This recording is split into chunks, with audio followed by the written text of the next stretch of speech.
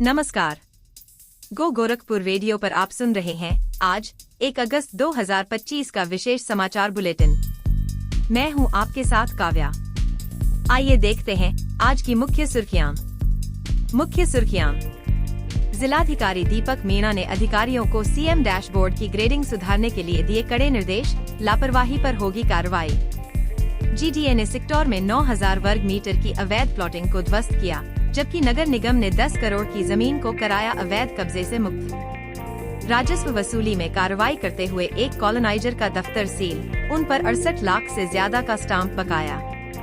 न्यायालय के आदेश की अवहेलना करने पर शाहपुर थानाध्यक्ष के खिलाफ मुकदमा दर्ज, व्यक्तिगत रूप से कोर्ट में पेश होने का आदेश। युवक का गला कटा शव और एक सुसाइड नोट मिलने से क्षेत्र में हड़कंप, पुलिस कर रही है जांच। एम्स गोरखपुर के 104 MBBS छात्र इंटरनल एग्जाम में फेल, प्रशासन ने पढ़ाई पर ध्यान बढ़ाने को कहा। मोहनापुर में दोबारा तेंदुआ दिखा, वन विभाग ने लगाया पिंजरा, लोगों में खौफ। तो चलिए अब इन खबरों को विस्तार से जानते हैं। सबसे पहले बात करते हैं विकास और प्रशासनिक सुधार से जुड़ी एक बड़ी खबर की। गोरखपुर के जिलाधिकारी दीपक मीणा ने प्रशासनिक दक्षता और विकास कार्यों को लेकर कड़े तेवर दिखाए हैं। उन्होंने अधिकारियों को साफ निर्देश दिए हैं कि वे सीएम डैशबोर्ड पर मिली ग्रेडिंग और अंकों के आधार पर अपने विभाग के प्रदर्शन में सुधार लाएं। एक समीक्षा बैठक में उन्होंने कहा कि विकास कार्यों और जन कल्याणकारी योजनाओं के क्रियान्वयन में किसी भी तरह की लापरवाही बर्दाश्त नहीं की जाएगी। जिलाधिकारी ने सभी विभागों से प्रतिबद्धता पूर्वक काम करने और लक्ष्य के हिसाब से प्रगति पर ध्यान देने को कहा, ताकि जनपद की रैंकिंग अच्छी बनी रहे। एक बड़ी कार्रवाई में राजस्व विभाग ने शहर के एक बड़े कॉलोनाइजर बसेरा ड्रीम प्लानर प्राइवेट लिमिटेड के निदेशक ज्ञान प्रकाश मणि त्रिपाठी का ऑफिस सील कर दिया है।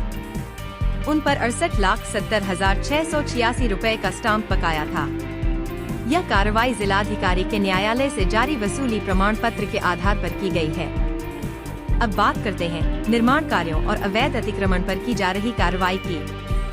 उत्तर प्रदेश विकास प्राधिकरण के नए नियमों के तहत अब नगर निगम अपनी व्यावसायिक इमारतों को 8 मंजिल तक बना सकेगा। इन इमारतों की नींव इस तरह से रखी जाएगी कि भविष्य में जरूरत पड़ने पर उनकी ऊंचाई बढ़ाई जा सके। गोरखपुर विकास प्राधिकरण जीडीए और नगर निगम दोनों ही अवैध निर्माणों और अतिक्रमण के खिलाफ जोरदार अभियान चला रहे हैं। जीडीए ने सेक्टर इलाके में 9000 वर्ग मीटर में हो रही अवैध प्लॉटिंग पर बने निर्माण को ध्वस्त कर दिया है। वहीं भलोटिया मार्केट में भी बिना मानचित्र स्वीकृत कराए हो रहे अवैध निर्माण को सील किया गया है। प्रभारी मुख्य अभियंता किशन सिंह ने साफ कहा है कि बिना लेआउट के की जा रही प्लॉटिंग और बिना मानचित्र स्वीकृत कराए किए जा रहे निर्माण के खिलाफ ध्वस्तीकरण का यह अभियान लगातार जारी रहेगा। इसी कड़ी में नगर निगम ने भी अपनी जमीनों को अवैध कब्जे से मुक्त कराने का अभियान तेज कर दिया है। हाल ही में नगर निगम ने गुलरिहा क्षेत्र में 10 करोड़ रुपए की बेशकीमती जमीन को अवैध कब्जे से मुक्त कराया है। अपर नगर आयुक्त निरंकार सिंह ने चेतावनी दी है कि नगर निगम की संपत्तियों पर जिन लोगों ने भी कब्जा कर रखा है, उन सभी को हटाया जाएगा। बुनियादी ढांचे की गुणवत्ता को लेकर भी प्रशासन सख्त है।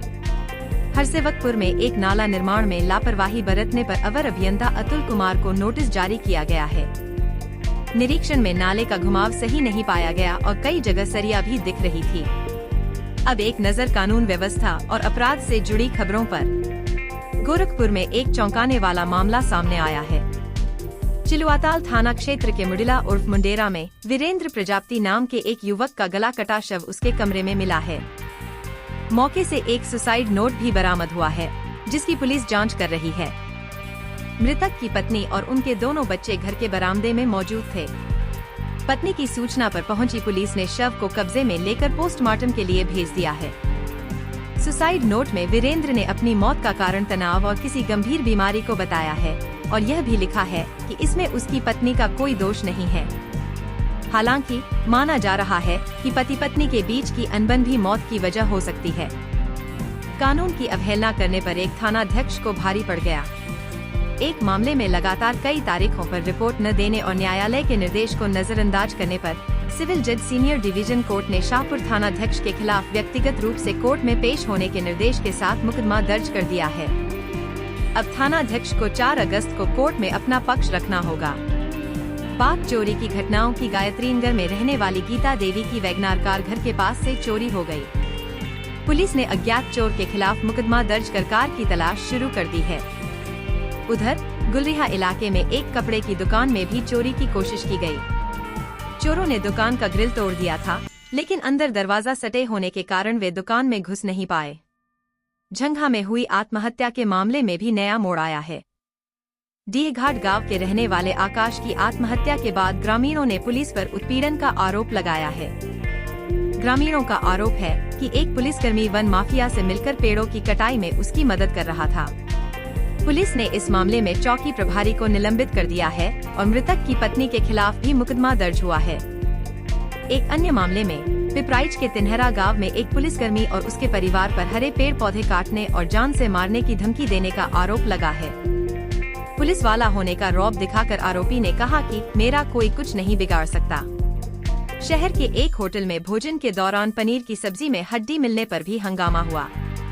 विश्वविद्यालय के कुछ कर्मचारी भोजन कर रहे थे जब यह घटना हुई। होटल कर्मी इसका कोई संतोषजनक जवाब नहीं दे पाए। अब बात करते हैं सामाजिक और सांस्कृतिक गतिविधियों की। केंद्रीय विद्यालय वायुसेना स्थल पर मुंशी प्रेमचंद की 145वीं जयंती मनाई गई, जबकि दीनदयाल उपाध्याय गोरखपुर विश्वविद्यालय में प्रेमचंद और तुलसीदास की जयंती पर एक संगोष्ठी का आयोजन किया गया। गोस्वामी तुलसीदास जी का 528वां जन्मोत्सव भी धूमधाम से मनाया गया। इस मौके पर महापौर डॉक्टर मंगलेश श्रीवास्तव ने कहा कि तुलसीदास जी ने अपना जीवन प्रभु श्रीराम के प्रति समर्पित कर श्री रामचरितमानस की रचना की। 7 दिवसीय श्रीमद् भागवत महापुराण कथा का शुभारंभ गीता वाटिका परिसर में कलश यात्रा के साथ हुआ, जिसमें वृंदावन से पधारे रविनंदन शास्त्री ने कथा सुनाई। अब बात करते हैं शिक्षा और खेलकूद के क्षेत्र की। सेंट्रल एकेडमी की शाहपुर शाखा में बास्केटबॉल, बैडमिंटन और वॉलीबॉल कोर्ट का उद्घाटन हुआ। जिला विद्यालय निरीक्षक डॉक्टर अमरकांत सिंह ने बच्चों को पढ़ाई के साथ साथ उत्तम स्वास्थ्य और खास तौर पर लड़कियों को सेल्फ डिफेंस की शिक्षा देने पर जोर दिया। दीनदयाल उपाध्याय गोरखपुर विश्वविद्यालय में बीए पाठ्यक्रम के लिए काउंसलिंग के आवंटन परिणाम जारी कर दिए गए हैं, जिसमें लगभग 77% अभ्यर्थियों को उनकी पहली पसंद के विषय मिले हैं। एम्स गोरखपुर के वर्ष 2024 बैच के 104 MBBS छात्र इंटरनल एग्जाम में फेल हो गए हैं। 6 साल के इतिहास में यह पहली बार है जब छात्रों का प्रदर्शन इतना खराब रहा है। अब कुछ अन्य महत्वपूर्ण खबरों पर नजर डालते हैं। मोहनापुर में एक बार फिर तेंदुआ देखा गया है। मंगलवार की रात सीसीटीवी में भी उसकी तस्वीर कैद हुई है। वन विभाग की टीम ने उस खाली प्लॉट में पिंजरा लगाया है जहां तेंदुआ देखा गया था। लोगों में अभी भी दहशत है।